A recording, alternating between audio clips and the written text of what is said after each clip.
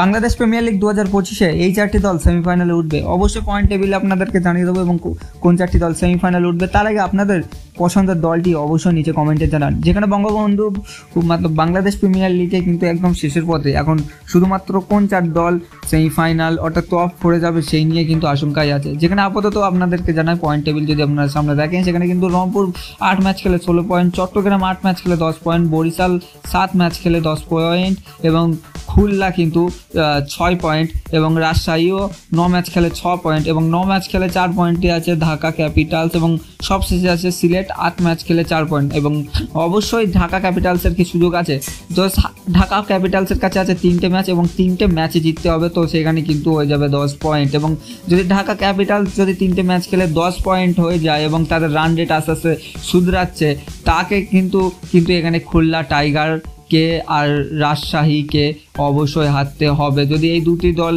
হারে আর উপর দিয়ে রংপুর এবং বরিশালের 3টে ম্যাচ ঢাকার সাথে যদি থাকে, মানে ঢাকা যে করে হোক জিতুক এবং বাকি রংপুর, বরিশাল এবং চট্টগ্রাম এই 3টে দল যেন পরপর হচ্ছে 3টে ম্যাচ 4টে ম্যাচ জিতে যায়, তো তাহলেই কিন্তু ঢাকার ওঠার সুযোগ আছে।